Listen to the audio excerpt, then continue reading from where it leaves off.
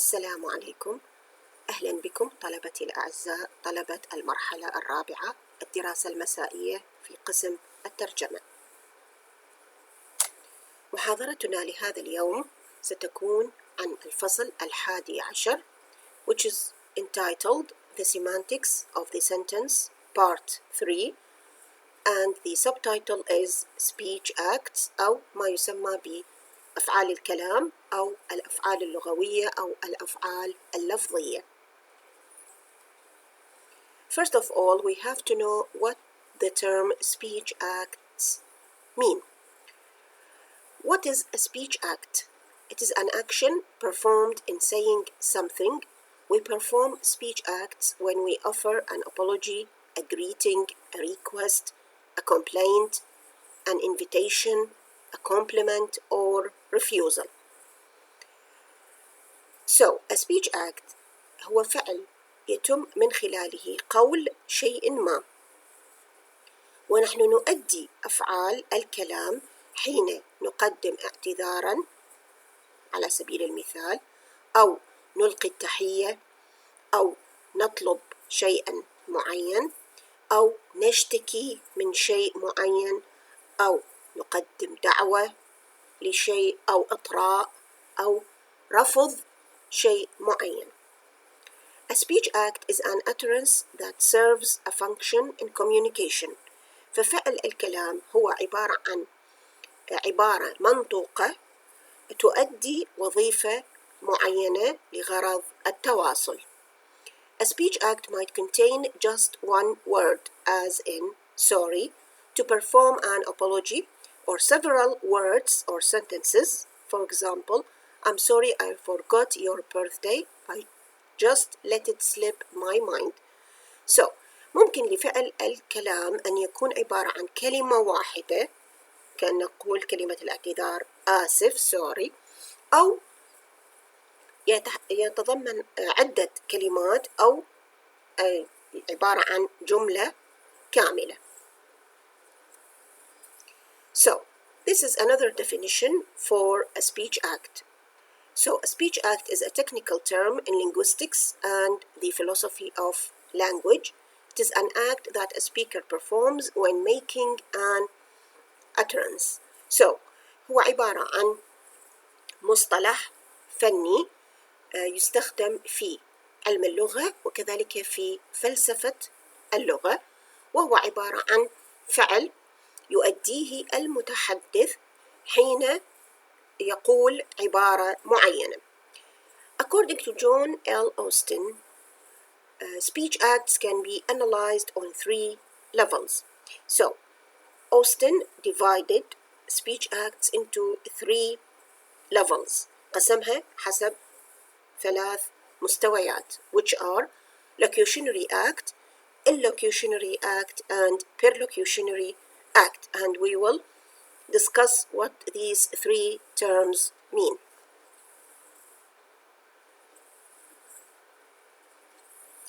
There are 3 types of speech acts, as we said. Number 1 is called a locutionary speech act. It occurs when the speaker performs an utterance or allocution which has a meaning in the traditional sense. So, إذن هو عبارة عن المعنى الظاهري للجملة. Number 2, an illocutionary speech act is the performance of the act of saying something with a specific intention. إذن هو أداة لفعل معين عن طريق عبارة منطوقة ولديها غرض معين.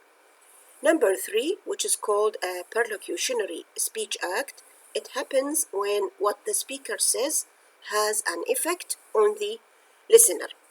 إذن هو التأثير الذي يحدثه المتكلم على المستمع أو المتلقي. So, the locutionary act is the act of saying something. ممكن أن نترجمه كلمة locutionary act إلى فعل دال لفظي. إذن هو المعنى الظاهري للعبارة.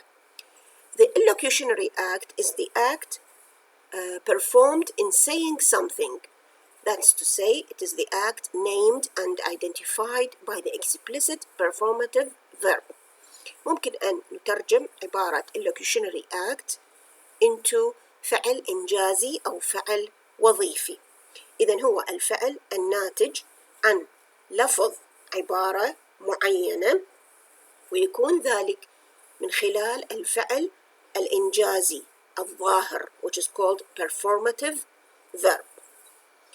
The perlocutionary act is the act performed by or as a consequence of saying something. إذن هو الفعل التأثيري أو الفعل الذي يتبع قول العبارة أو ما ينتج عن قول العبارة. Let's see an example and see how these three terms act here. The example is give me an apple. If we want to know what is the locutionary act, it is the utterance itself. الجملة نفسها أو المعنى الظاهري للجملة. This is called locutionary act. As for the illocutionary act, it is a kind of either a request, طلب, or a command, أمر.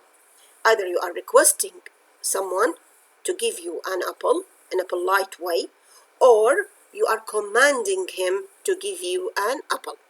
This is the illocutionary act or the intention behind this utterance. As for the perlocutionary act, it is presumably يفترض أن يكون هو A passes B an apple. Yeah, this is the effect of the utterance.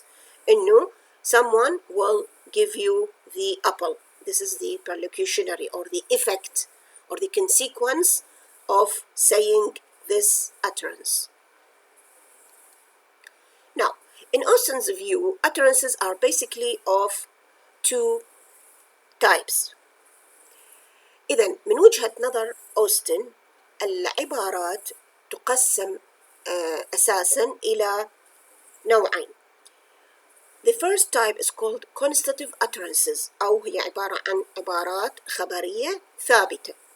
As for the second type, it is called performative utterances or can be translated as عبارات أدائية, and we will define each of these two types. We start with the first type, which is constitutives or constitutive utterances. These are certain utterances which do not denote an action. They don't contain a performative verb that would direct the other party to perform an action. As Austin says, these constitutives are used only in descriptions and assertions. For example, somebody may say that the window is open. So, constitutives or constitutive utterances لا تعبر عن فعل معين ولا تحتوي على فعل أدائي يوجه من خلاله الطرف الثاني لأداء فعل معين. وتستخدم هذه العبارات بحسب رأي أوستن في العبارات الوصفية أو التوكيدية. وكما في المثال حين يقول the window is open. This is a constitutive utterance. It is either describing something or asserting something. These contain following characteristics. الconstitutives تمتاز بالتالي. Number 1, they describe or report something. تصف أو تخبرنا عن شيء معين. Number 2 are true or false. تكون صائبة أو خاطئة. Number 3, uttering a constitutive is just saying something. تستخدم فقط لقول شيء معين وليس لأدائه. As for the performatives, Austin argues that instead of saying something, a speaker may be doing something or be performing an action. This is called a performative.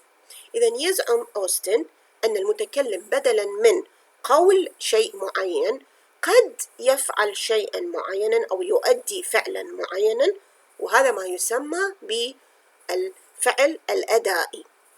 For example, giving orders or commands, getting married, baptize, excommunicate, appoint somebody in a certain social or professional position, making bets, invitations, offers, promises, congratulations, warnings, apologies, threats, cursing, protesting, toasting, thanking, blessing.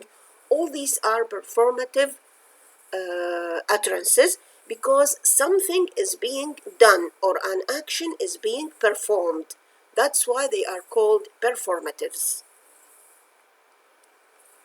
Now, performative utterances, they are certain utterances actually perform an act. Then there is some act that has been performed. For example, I promise that I will do my homework. I hereby declare this meeting adjourned. These are examples of performative utterances because they include performative verbs اللي هي promise and declare. For example, we cannot say I hereby cook this cake. This utterance اللي هي I cook this cake is a constative utterance. It is not performative because it doesn't include a performative verb. Okay? In this case, we don't use the adverb hereby. Hereby is used only with performative utterances. This is very important. Another important thing for performative utterances, whether they are true or not, is not at issue. Rather, we might ask whether they work felicitous or infelicitous. إذن سبق أن قلنا أن أحد مميزات العبارات الخبرية الكونستاتيف أنها تكون صائبة أو خاطئة. أما بالنسبة للعبارات الأدائية فلا تكون صائبة أو خاطئة، بل تكون ملائمة we call it felicitous أو تعبر عن المعنى المقصود، أو تكون infelicitous أي أنها غير ملائمة أو لا تعبر عن المعنى المقصود. Now, what do we mean by felicity conditions? For an utterance to perform a certain act, some appropriate conditions have to be fulfilled. Technically, they are called felicity conditions. إذن كي تؤدي العبارة فعلا معينا لابد من توافر ظروف ملائمة. فمثلا this example, if I say I hereby bequeath all my landed property to my nephew، حين يكتب أحدهم وصية ويترك فيها إرثا لأحد أقاربه for example، لابد أن يمتلك فعليا ذلك الشيء الذي سيورثه. So I must have some landed property which I can bequeath. لابد أن أكون حقيقة أمتلك شيء أستطيع أن أورثه لأحد أقاربي كي أستطيع أن أقول هذه العبارة. This is called felicity condition. أو المثال الآخر, if I say I hereby declare war against, I must have the authority to declare war. حين يعلن أحدهم الحرب لابد أن يمتلك السلطة التي تؤهله لإعلان الحرب. This is called felicity conditions. Now, this is a contrast between constative and performative utterances. As we said, constative utterances are statements that either state or describe. إذن هي عبارات أو جمل تخبر شيء أو تصف شيء and it is verifiable and it is either true or false. يمكن التأكد من صوابها أو من خطئها. As for performative utterances, they are sentences that don't state a fact or describe a state. هي عبارة عن جمل لا تخبرنا عن شيء ولا تصف شيئا معينا بل تؤدي فعلا معينا.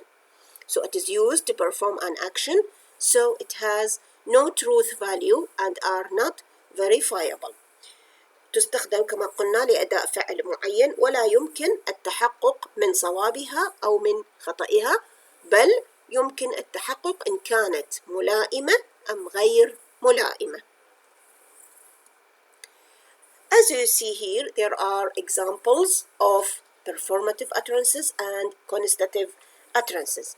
As we said before, performative utterances should include performative verbs. For example, I promise I will be there. This is performative because it has a performative verb which is promise. يقابلها في الكونستاتيف I will be there without a performative verb. Or I admit I was foolish. Admit is a performative verb, while constative I was foolish.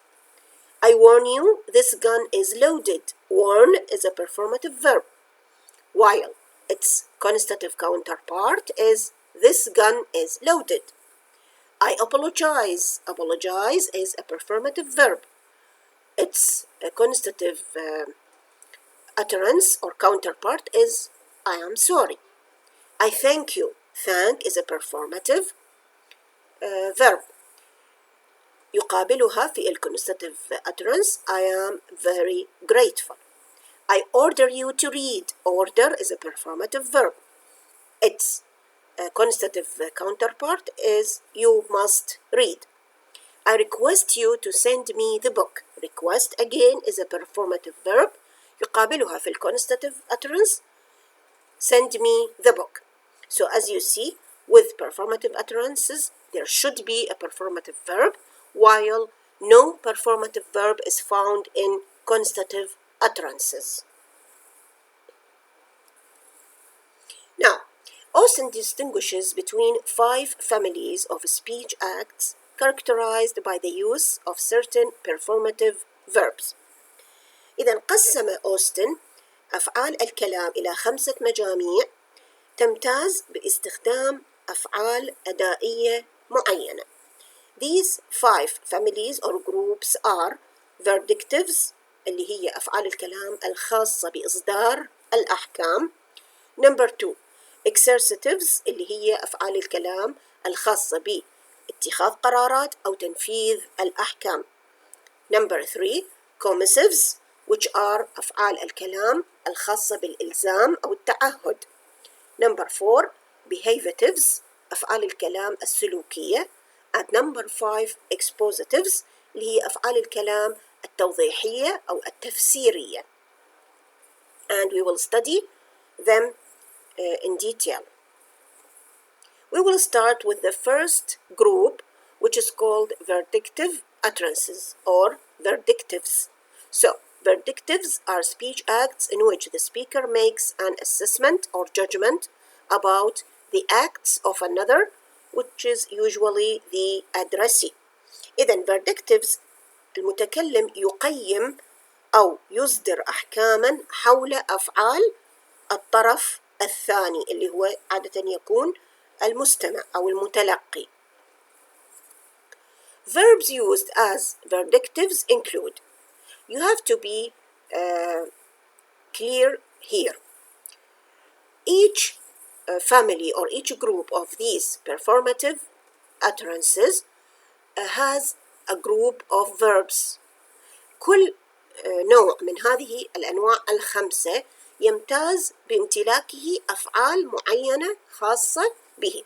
فمثلا نلاحظ هذه الأفعال التي تأتي مع verdictive utterances: acquit, assess, convict, diagnose, value, etc. All these are called verdictive verbs. Number 2, or the second group, is called exercitives, typified by the giving of a decision in favor of or against a course of action. إذن يختص هذا النوع الثاني بإصدار قرار لصالح إجراء معين أو ضده. And the verbs which are used in this group include appoint, dismiss, order, warn, command, claim, etc. Some important information. ملاحظة مهمة. لاحظوا المثالين here. If we say, I find him suitable for appointment, this is an example of a verdictive. Why? Because the speaker is giving a verdict about something. هنا المتكلم يصدر حكمه حول شيء معين. So this is a verdictive. But if we say, I appoint him, this is an example of an exercitive. Why? Because the implementation of the verdict into action.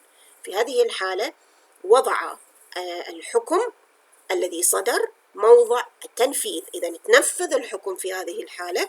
So it became an exercitive. Number 3, or the third group, is called commissives. A commissive is an utterance that commits the speaker to some future behavior. عبارة تلزم المتكلم بأداء فعل معين عادة في المستقبل. For example, a promise commits the speaker to future behavior. إذن إعطاء وعد. Okay, this is a commissive. As does an offer, تقديم عرض معين.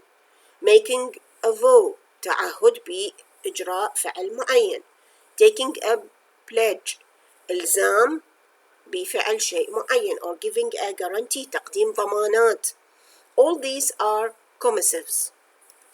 The verbs which are used as commissives include promise, plan to, undertake, propose, vow, guarantee, intend, etc. Number 4, which is called behaviatives, are used in communication activities like welcoming, thanking, apologizing, congratulating, condoling, blessing, and cursing. So behaviatives تستخدم في فعاليات التواصل المختلفة: الترحيب، الشكر، الاعتذار، التهنئة، المواساة، وهكذا. Some of the verbs used in behaviatives include welcome, apologize, bless, thank, condole, curse, sympathize. The last kind is called expositives, are used in acts of exposition like defining, elaborating, illustrating, explaining, and the like. إذا تستخدم في أفعال الشرح أو التوضيح أو التفسير. The verbs used in expositives include the following: define, describe, analyze, explain, state, illustrate, classify, deduce. All these are performative verbs used in expositives. Now, we have what is called indirect speech act. So what do we mean by this? أو ما هي أفعال الكلام غير المباشرة? There is an indirect relationship between the form and the function of the utterance. هنالك علاقة غير مباشرة بين شكل العبارة ومضمونها. The speaker doesn't explicitly state the intended meaning behind the utterance. It is the hearer's task to analyze the utterance to understand its meaning. لا يعبر المتحدث عن المعنى المقصود بصورة صحيحة، وتكون مهمة السامع أن يحلل تلك العبارة كي يفهم المعنى الحقيقي المقصود منها. Now, a question might be asked here: why do we use indirect speech acts and not direct speech acts? So the answer is it is used for reasons of politeness. So for reasons of politeness, indirect speech acts are often preferred to direct speech acts. إذا لماذا يفضل استخدام أفعال الكلام غير المباشرة بدلاً من استخدام أفعال الكلام المباشرة؟ السبب هو لجعل الأفعال أكثر تهذيباً. Okay, we will see how this is done. For example, you have an interrogative which is used to make a request. If you say, could you pass the salt? Can you hand me that pencil? Would you remove your hat? Do you want me to drop that off for you?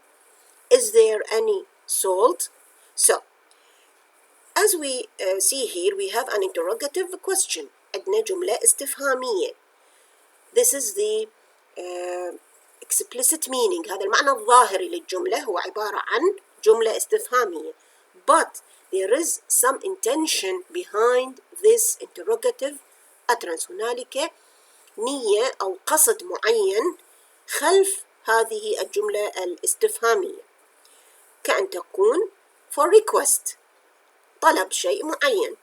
فلجعل الطلب أكثر تهذيبا more polite نستخدم صيغة السؤال. فبدلا أن نقول بصورة مباشرة give me the salt or give me that pencil, remove your hat. أوكي، نستخدم عبارة استفهامية كي تكون أكثر تهذيبا من فعل الأمر المباشر.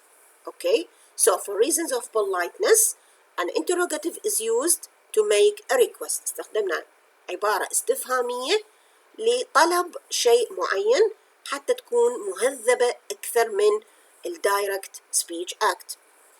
الحالة الثانية ممكن أنه نستخدم declarative to make a request. ممكن أن نستخدم عبارة مثبتة اعتيادية لطلب شيء ما بدلا من استخدام فعل الأمر المباشر.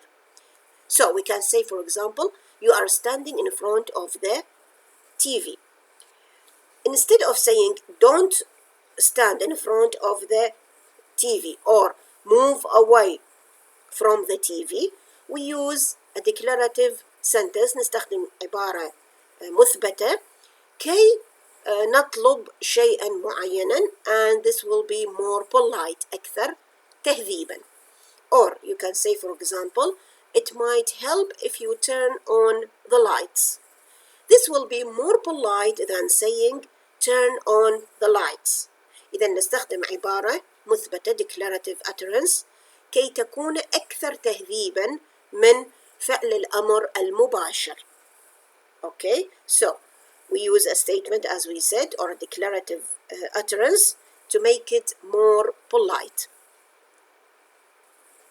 This is the end of chapter 11. I hope you find all the information here interesting and useful for you. Thank you so much for your attention, and I'm ready to answer any questions that you have.